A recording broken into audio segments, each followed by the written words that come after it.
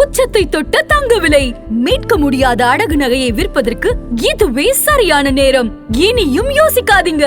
உங்க தங்க நகைய அதிக விலைக்கு விற்க சிறந்த வழி பிரைம் கோல்ட் ஹப் 9840551787.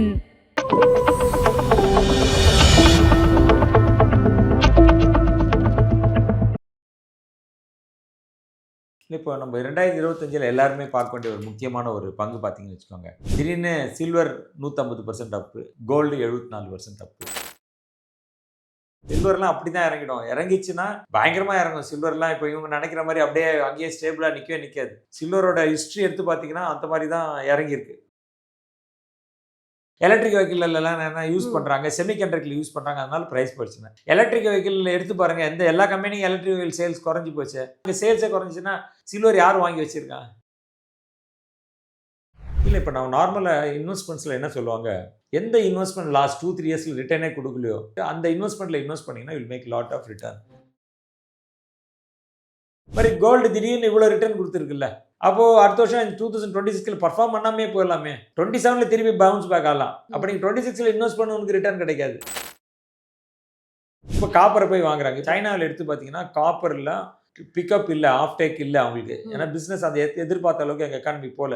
திடீர்னு நாளைக்கு காப்பரை கொண்டாந்து இங்கே இந்தியாவில் மார்க்கெட்டில் டம்ப் பண்ணிட்டாங்கன்னு வச்சுக்கோங்க, இங்கே காப்பர் ப்ரைஸ்லாம் கடகடன்னு இறங்கிடும். கோல்டோட எக்ஸ்போஷர் கட் பண்ணிட்டாங்க. ஏன்? அவங்க பயப்படுறாங்க நாளைக்கு இறங்கிச்சுன்னா ரிட்டர்ன்ஸ் அடி வாங்கிடும். இப்போ ஆல்ரெடி ரிட்டர்ன்ஸ் இருக்குது அப்படின்ட்டு 25% 30% கோல்டு வச்சுருந்தாங்க. அவன்லாம் இப்போ இறங்கி 15% 14% கொண்டாந்துட்டாங்க. ஏன் குறைக்கிறாங்க?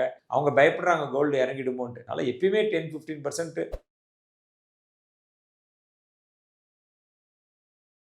ஆதன் பிஸ்னஸ் நேயர்களுக்கு வணக்கம். இன்னைக்கு நம்ம கூட மை அசெட் கன்சாலிடேஷன் வெப்சைட்டினுடைய ஃபவுண்டர் சுரேஷ் பார்த்தசாரதி அவர்கள் தான் ஜாயின் பண்ணியிருக்காங்க. வாங்க பேசலாம். வணக்கம் சார். வணக்கம். உங்களுக்கும் எங்களுடைய நேயருக்கும் என்னுடைய புத்தாண்டு வாழ்த்துக்கள். Thank you sir. எப்படி சார் இருக்கீங்க? Always fine. சார், இப்போ 2025 வந்து பல முதலீட்டாளர்களுக்கு ஒரு அதிர்ச்சி கொடுத்த ஆண்டாக தான் வந்து இருந்தது. ஸோ 2026க்கு எந்த மாதிரி லெசனை வந்து இன்வெஸ்டர்ஸ் வந்து கொண்டு போகணும் சார்? இப்போ நம்ம 2025 எல்லாருமே பார்க்க வேண்டிய ஒரு முக்கியமான ஒரு பங்கு பார்த்தீங்கன்னு வச்சுக்கோங்க. திடீர்னு சில்வர் 150% அப்பு, கோல்டு 74% அப்பு அப்படின்னு நம்ம படிக்கிறோம். Equity market has not given a great return. Small cap பேசின்னு இருக்கும். Small cap has given -10%. Large cap அது marginally has given better return. Mid cap has not given any return. இப்போ இதுலேருந்து என்ன புரியுதுன்னா, so you have to be stay invested in different asset class. ஒரே asset கிளாஸில் invest பண்ண முடியாது. இப்போ நம்ம 2023-24 ஸ்மால் கேப் பயங்கரமாக ரிட்டர்ன் கொடுத்துருந்து. டிசம்பர் கரெக்ஷன் வரதுக்கு முன்னாடி 24ல் small cap has given fabulous return. Last 3 இயர்ஸில் வந்து கோவிடுக்கு அப்புறம் பார்த்தீங்கன்னா பயங்கரமான ரிட்டர்ன்ஸ் கொடுத்துருந்து. சில்வர் ஒன்றுமே ரிட்டர்ன்ஸே கொடுக்கல. அந்த அசெட் கிளாஸை இக்னோர் பண்ணிட்டா இப்போ வந்து அந்த அசெட் கிளாஸ் ஏறி இருக்கு அது மாதிரி பண்ண முடியாது. இப்போ 170% ஏறின அப்புறம் நீங்கள் போய் இன்வெஸ்ட் பண்ணிங்கன்னா அடுத்த வருஷம் இறங்கிறதுக்கு சான்ஸ் இருக்குது. சில்வர்லாம் அப்படி தான் இறங்கிடும். இறங்கிச்சுன்னா பயங்கரமாக இறங்கும். சில்வர்லாம் இப்போ இவங்க நினைக்கிற மாதிரி அப்படியே அங்கேயே ஸ்டேபிளாக நிற்கவே நிற்காது. சில்வரோட ஹிஸ்ட்ரி எடுத்து பார்த்தீங்கன்னா அந்த மாதிரி தான் இறங்கியிருக்கு.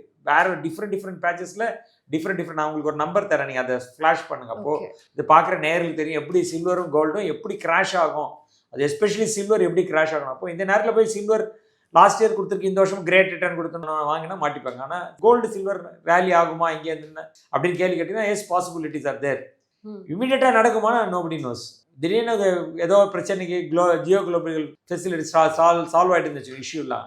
பயங்கரமாக திடீர்னு கோல்டுலாம் சில்வரும் பயங்கரமாக இறங்கிறதுக்கான சான்ஸ் இருக்குது. அப்போது 2025 லெசன் நம்மளுக்கு என்ன கொடுத்துருக்குன்னா, we should follow asset allocation. That is only mantra to create a wealth. இப்போ நீங்கள் சொன்ன மாதிரி கோல்டு சில்வரில் கரெக்ஷன் சொல்றதுக்கு வாய்ப்பு இருக்குது. இப்போ கோல்டுனா கூட ஜியோ பொலிட்டிக்கல் டென்ஷன் சரியானா கோல்டு விலை வந்து குறையும்.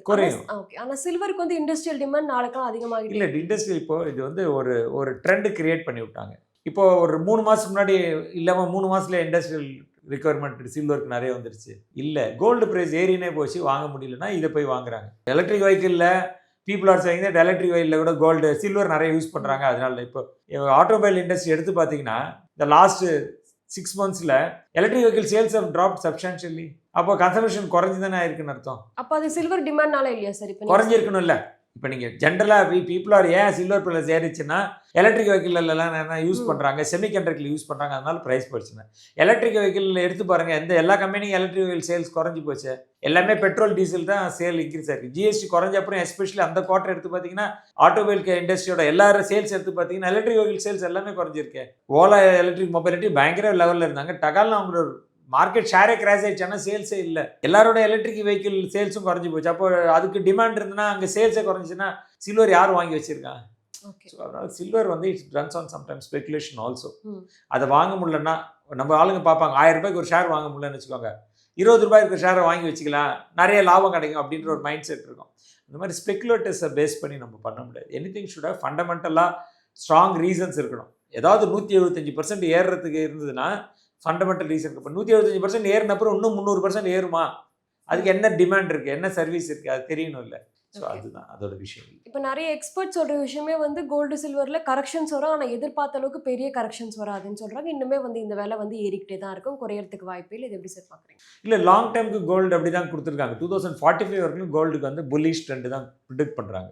ஏன்னா 2045 வந்து they are predicting US dollar இப்போ INR இப்போ வந்து 90 ரூபாயில் இருக்குது. அது அவங்க வந்து எக்ஸ்பெக்ட் பண்ணுறது வந்து 45 50 ரூபாய்க்கு ப்ரிடிக்ட் பண்ணுறாங்க. நீ ஒரு டாலர் வாங்கினா நீ 45 50 ரூபா கொடுத்தா போதும் 2045 ப்ரிடிக்ட் பண்ணுறாங்க. அப்போ அந்த மாதிரி ஒரு சுச்சுவேஷன் வருதுன்னா டாலர் வேல்யூ இறங்கினே வருது. டாலர் வேல்யூ இறங்குன்னு தானே அர்த்தம். டாலர் இந்தியா ஒரு அப்ரிஷியேட் ஆனாலும் dollar is correcting big time அப்படின்னு ஃபீல் பண்ணுறாங்க. டாலர் பிக் டைம் கரெக்ட் ஆச்சுன்னா யாருன்னு தான் வாங்கி வைப்பாங்க? கோல்டு வாங்க போகிற. ரெண்டாவது பாயிண்ட், கோல்டு ஏறதுக்கு அதிகமாக ஏறதுக்கு காரணமே சென்ட்ரல் பேங்க்ஸ் வாங்கினது தான்.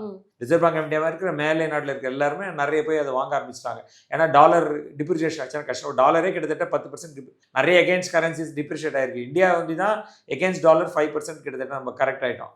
ஏன்னா பிகாஸ் நம்மளுக்கு US ட்ரேட் வார் பிரச்சனை இல்லை. இப்போ டாலர் டிப்ரிஷியேட் ஆக கோல்டு ஏறும். ஏன்னா கோல்டு ரெண்டாவது உங்களால் ப்ரொடியூஸ் பண்ண முடியாது, டிமாண்டுக்கு அளவுக்கு ப்ரொடியூஸ் பண்ண முடியாது. இந்த 2 ரீசனால இருக்கும். ஆனால் எவ்ரி இயர் உங்களுக்கு 50% ஏறுமா? அது மாதிரி ஏறிச்சுன்னா வேர்ல்டே கொலாப்ஸ் ஆகிடும். நீங்கள் சொன்ன மாதிரி வருஷம் இந்த மெட்டல்ஸ் எல்லாம் ஏறுறதுக்கு வந்து வாய்ப்பு கிடையாது. ஒரு சீசனில் ஏறும். இப்போ கோல்டே வந்து ஒரு 2 இப்போ கோவிடுக்கு முன்னாடி ஒன்றும் பெருசாக ஏறலை. நீங்கள் வந்து இப்போ 1919 ஒரு டேட்டா எடுத்து போட்டிருக்காங்க. 1919 2025 வரைக்கும் எடுத்தீங்கன்னா 25 இயர்ஸ் எடுத்து பார்த்தீங்கன்னா it has given a better return. Gold has given better return. நீங்கள் 40 இயர்ஸ் போனீங்கன்னா என்ன ஆகும்? ஒன்றும் ரிட்டர்னே இருக்காது. 40 இயர்ஸ் எத்தனை கோல்டு பெரிய ரிட்டர்னே இல்லை. ஸோ இது செலக்டிவாக நம்மளுக்கு யார் நம்ம இது கோல்டை நான் ப்ரமோட் பண்ணணும்னு வச்சுக்கோங்க. நான் செலக்டிவாக எந்த பீரியடில் கோல்டு நல்லா இருக்கும் அந்த பீரியடோட கம்பேரிசன் மட்டும் உங்களுக்கு சொல்லுவேன். லாஸ்ட் 15 வருஷத்தில் பாருங்க கோல்டு எவ்வளோ ஏறி இருக்கு அப்படின்னு சொல்லுவேன். இப்போ 25 வருஷம் எடுத்தால் 14% 15% கொடுத்துருக்கு. நிஃப்டி கூட 15% ரிட்டர்ன் கொடுத்துருக்கு. ஒன்றும் பெருசாக கிடையாது. அது இந்த 2 வருஷம் அப்நார்மல் ரிட்டர்னல் அங்கே இருக்குது. அப்நார்மல் ரிட்டர்னல்லாம் என்ன இருக்கும்? ஸோ நீங்கள் 2019 வரைக்கும் எடுத்தா 99 2019 வரைக்கும் எடுத்தீங்கன்னா கோல்டு பெரிய ரிட்டர்ன் இருக்காது. ஸோ நமக்கு எது இப்போ சில நேரங்களில் வந்து I want to put a good point காமிக்கணும்னு வச்சுக்கோங்க. எனக்கு எது ஃபேவரபிள் டேட்டா பாயிண்ட்டோ அதை டேட்டா பாயிண்ட் எடுத்து பேசும். ஸோ அப்படி தான் இன்றைக்கி சுச்சுவேஷன்ஸாக இருக்குது. எல்லாரும் அப்படி தான் ஒரு ஹைலைட் பண்ணிக்கிறாங்க. ஓகே, இப்போ 2025 வந்து சில்வர் நீங்கள் சொன்ன மாதிரி 140% ரிட்டர்ன்ஸ்க்கு மேலே வந்து கொடுத்துருக்கு. ஸோ அப்போ வந்து நிறைய இன்வெஸ்டர்ஸ் சில்வர் வந்து மிஸ் பண்ணிட்டாங்க. ஏன்னா இன்வெஸ்ட் கண்டிப்பாக மிஸ் இல்லை. இப்போ திடீர் ஷார்ட் ஸ்பேனில் ஏறிச்சுன்னா எல்லா இன்வெஸ்டும் மிஸ் ஆகிடுவாங்க. இப்போ நீங்கள் எங்களோட யூடியூப் சேனலுக்கே நாங்கள் ஒரு வீடியோ போட்டிருக்கோம். 119 ரூபா கிராம் இருந்தபோது நாங்கள் நிறைய ரிசர்ச் ரிப்போர்ட்ஸ்லாம் படிச்சிருக்கோம். 204 ரூபா ஒரு கிராம் வர்றதுக்கான சாத்தியக்கூறுகள் இருக்குது. எங்களோட reading of the research reports எங்களோட வியூ வந்து அது மாதிரி போகிறதுக்கு சான்சஸ் இருக்குன்னு. We are not recommended people to buy silver. But எங்களோட வியூ 2204 வரைக்கும் போகலான்னு போட்டிருக்கோம். ஸோ 119 நாங்கள் சொல்லியிருக்கோம். சில்வர் அதே மாதிரி, கோல்டு அதே மாதிரி சொல்லியிருக்கோம். யுக்ரைன் ரஷ்யா வார் வரும்போதே சொல்லியிருக்கோம். இந்த மாதிரி சச் அன்சர்டனிட்டி இருக்கும்போது கோல்டு திருப்பி போகிறதுக்கு நிறைய அங்கேருந்து பார்த்தீங்கன்னா 3 இயர்ஸில் gold has given good returns. இது ஜென்ரலாக தெரியும். சின்ன இன்வெஸ்டர்ஸ்க்கு அப்படி தெரியாது. அவங்களுக்கு பாஸ் கேரண்டியாக ஏறிச்சா அப்போ தான் வந்து வாங்குவாங்க. கேரண்டியாக ஏறிச்சுன்னா ஆட்டோமேட்டிக்காக அடுத்த வருஷம் மார்க்கெட் இறங்கி. இப்போ வந்து எதிர்பார்க்காத விதமாக தான் சில்வர் வந்து இந்த அளவுக்கு ஏறி இருக்கு. ஸோ இந்த மாதிரி வந்து நெக்ஸ்ட் வரப்போகிற 2026 எந்த மாதிரி அசட் கிளாஸர் மிஸ் பண்ணுற மாதிரி ஒரு நிலைமை வரும்? இல்லை, இப்போ நம்ம நார்மலாக இன்வெஸ்ட்மெண்ட்ஸில் என்ன சொல்லுவாங்க, எந்த இன்வெஸ்ட்மெண்ட் லாஸ்ட் 2-3 இயர்ஸில் ரிட்டர்னே கொடுக்கலையோ அந்த இன்வெஸ்ட்மெண்ட்டில் இன்வெஸ்ட் பண்ணிங்கன்னா will make lot of return அப்படின்னு சொல்லுவாங்க. இப்போ நீங்கள் 2-3 வருஷத்துக்கு முன்னாடி பார்த்தீங்கன்னா ரியல் எஸ்டேட் ஃபண்ட்ஸ் எல்லாமே 82% கொடுத்தது. ரியல் எஸ்டேட் ஸ்டாக்ஸில் இன்வெஸ்ட் பண்ணவங்களாம் 82% ரிட்டர்ன். அடுத்த வருஷம் அது -16%. ஸோ அப்போ நம்ம என்ன புரிஞ்சுக்கணும், லாஸ்ட் 1 இயரில் எது இதெல்லாம் -10%, 20%, 30% போயிருக்கோ அதில் நீங்கள் இன்வெஸ்ட் பண்ணால் கேரண்டியாக நீங்கள் பணத்தை உங்களால் பண்ண முடியும். ஸோ அதுதான் உங்களுக்கு ஃபண்டமெண்டலாக புரிஞ்சுக்கணும். இப்போ என்னத்தில் எது நெகட்டிவ் ரொம்ப கொடுத்துருக்கோ அது பண்ண. இப்போ ஸ்மால் கேப் ரொம்ப நெகட்டிவில் இருக்குது. ஸோ இப்போ ஆல்ரெடி நல்ல ரேலி ஆனதுனால -10% இருக்குது. இன்னொரு 5-10% போச்சுன்னா ஸ்மால் கேப் உங்களுக்கு அட்ராக்டிவ் இல்லையா? நம்ம ஃபண்டமெண்டலாக என்ன சொல்லியிருக்காங்க, which asset class underperform for few years it has a potential to deliver higher returns. இதுதான் தியரி சொல்லி கொடுக்குது நம்மளுக்கு. தியரி படிக்க போட்டால் இதான் சொல்லுவாங்க. எது ரொம்ப அண்டர் பர்ஃபார்ம் பண்ணிட்டு இருக்கோ அது கோயிங் ஃபார்வர்டில் பர்ஃபார்ம் பண்ணுறதுக்கு சான்சஸ் எப்பயுமே இருக்கும். ஏன்னா அசட் ரொட்டேஷன் அப்படின்ற வேர்டு சொல்லுவாங்க நம்ம தியரியில் படிக்கும்போது. ஸோ எப்பயுமே தியரி அப்படி தானே ஒர்க் அவுட் ஆகிருக்கு. அப்போ கோல்டு சில்வரும் சரியாக தானே சார் ஒர்க் ஆகுது? ஏன்னா கோல்டு சில்வர் முன்னாடி நீங்கள் சொன்ன மாதிரி முன்னாடி 3 வருஷம்லாம் பெரிய ரிட்டர்ன்ஸ் வந்து கொடுக்கல. ஆனால் இப்போ வந்து கொடுத்துருக்கு. அது 2-3 வருஷத்துல ஜாஸ்தி ரிட்டர்ன் கொடுத்துட்டாங்க இல்லையா? ஸோ 2022 ரியல் எஸ்டேட் 23 ரியல் எஸ்டேட்லாம் 82% ரிட்டர்ன் கொடுத்தாங்க. அடுத்த வருஷம் மைனஸில் இருக்காங்க. மாதிரி கோல்டு திடீர்னு இவ்வளோ ரிட்டர்ன் கொடுத்துருக்குல்ல. அப்போது அடுத்த வருஷம் 2026 பர்ஃபார்ம் பண்ணாமே போயிடலாமே. 27 திருப்பி பவுன்ஸ் பேக் ஆகலாம். அப்போ நீங்கள் 26 இன்வெஸ்ட் பண்ண உங்களுக்கு ரிட்டர்ன் கிடைக்காது, 27 ரிட்டர்ன் கிடைக்கும். அப்போ உங்களோட ஆவரேஜ் ரிட்டர்ன் விழுந்துரும்ல. இது மாதிரி 174 திருப்பி சில்வர்லாம் உங்களுக்கு கொடுக்காது. அது வந்து கேரண்டி. அது இன்வெஸ்டர்ஸ் 170 கிடைக்கும்னு ஆசைப்பட்டு போயிட்டு இருந்தாங்கன்னா யூ லூஸ் மணி. அதுதான் சப்ஜெக்ட்.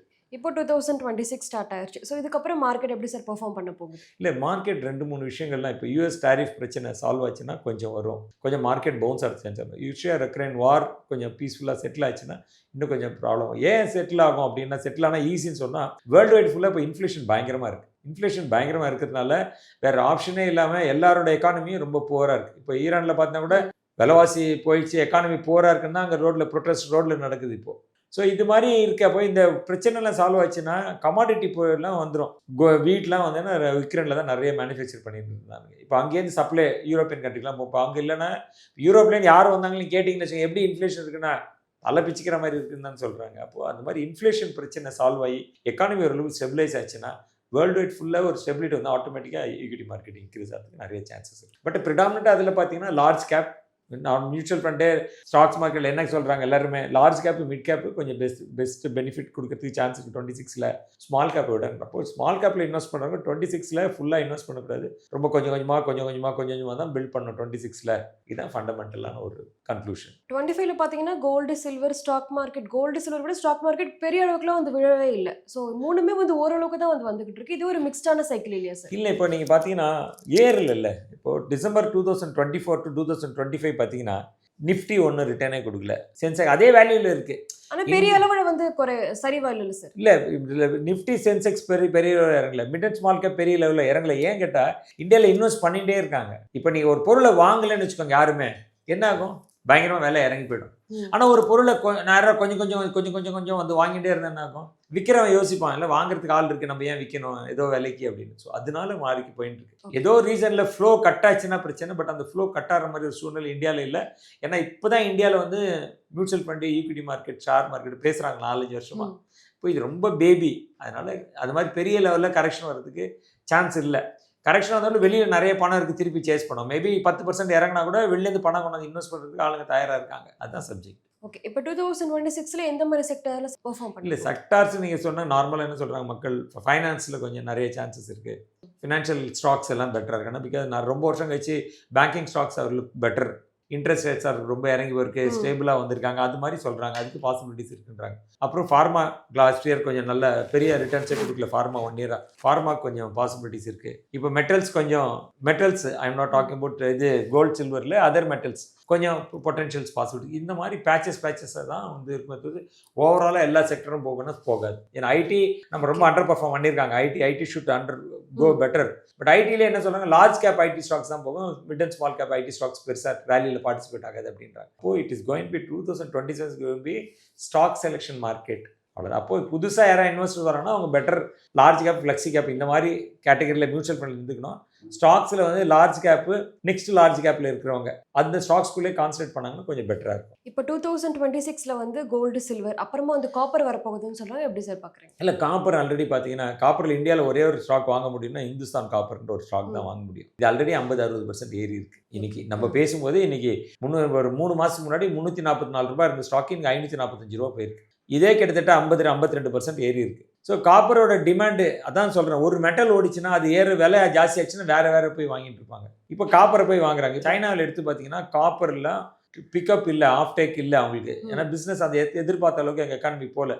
திடீர்னு நாளைக்கு காப்பரை கொண்டாந்து இங்கே இந்தியாவில் மார்க்கெட்டில் டம்ப் பண்ணிட்டாங்கன்னு வச்சுக்கோங்க, இங்கே காப்பர் ப்ரைஸ்லாம் கடகடன்னு இறங்கிடும். ஏன்னா பிகாஸ் வேர்ல்டுலேயே இப்போ ஒரு பெரிய கண்ட்ரினா சைனா ஒரு பெரிய கண்ட்ரி ஆயிடுச்சு. அப்போ சைனாவில் திடீர்னு எக்கானமி ஸ்லோ டவுன் ஆச்சுன்னா என்ன ஆகும், அவன் பயங்கரமாக மெட்டல்ஸ் எல்லாமே பயங்கரமாக கன்சம்ஷன் பண்ணுறான். திடீர்னு அவன் கன்சியூம் பண்ணலன்னா அது சப்ளை பண்ணுற கண்ட்ரியில் என்ன பண்ணுவாங்க, ரேட்டை கட் பண்ணி கொடுக்கணும். அப்போது அதோட எஃபெக்ட் இந்தியாலையும் வரதுக்கான சாத்தியங்கள் இருக்குது. ஆனால் சைனா எக்கானமி மேலே போயிடுச்சுன்னா காப்பர் ப்ரைஸ் நிற்கலாம்.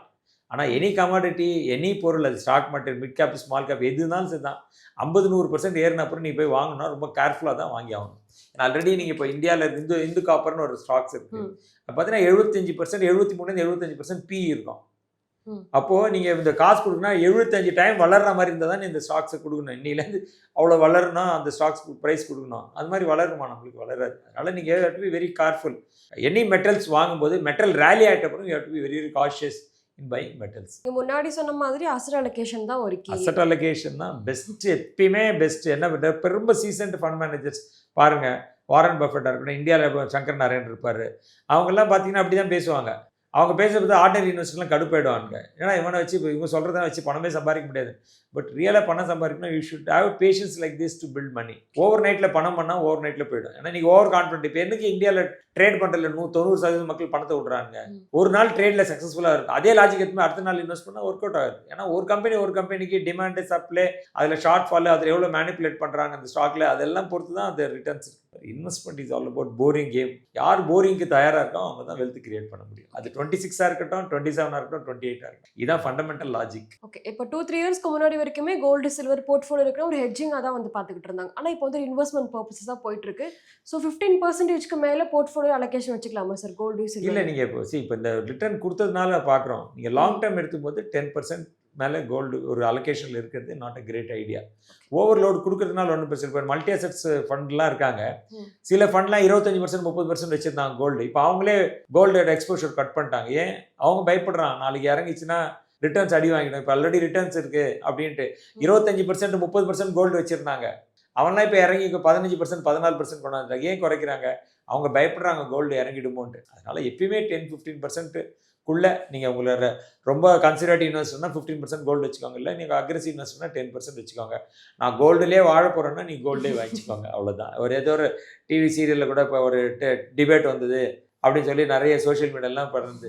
கோல்டு ரொம்ப பிடிச்சி தான் எல்லா பணத்தையும் எத்தனை கோல்டில் போட்டோம். கோல்டு 5 வருஷம் ஏறலைன்னா பொறுமையாக இருக்கிறது எத்தனை பேர் இருப்பாங்க? 2011-12 2016-17 வரைக்கும் கோல்டு ரிட்டர்னே கொடுக்கல. உங்கள்கிட்ட பொறுமையாக இருங்க, கோல்டு ரிட்டர்ன் கொடுக்கணும்னா என்ன பண்ணுவீங்க? ஜுவல்லரியாக வாங்கிட்டீங்க, உங்களால் விற்க முடியாது. இதே அது ஈஸிலி ட்ரேடபிள் ஒரு இன்ஸ்ட்ருமெண்ட் இருந்தால் என்ன ஆகும்? விற்றுருவீங்கல்ல. 4 வருஷம் ரிட்டர்ன் கிடைக்கல, போர் அடிச்சு தானே இருக்குது. நான் தான் சொல்கிறேன், 3-4 வருஷம் எந்த ஃபண்ட் ரிட்டர்ன் கொடுக்கலையோ அதில் இன்வெஸ்ட் பண்ணால் பணம் பண்ணிவிடுங்க. இப்போ 2012 2016-17 இப்போ கோல்டு பெருசாக ரிட்டர்ன் கொடுக்கல. அன்றைக்கி இன்வெஸ்ட் பண்ணவங்க இப்போ 2019-20 21 பணம் பண்ணுறாங்க. அவ்வளோதான் சப்ஜெக்ட். மார்க்கெட் பற்றி நிறைய விஷயங்களை சொன்னீங்க. ரொம்பவே நன்றி. நன்றி உங்களுக்கு.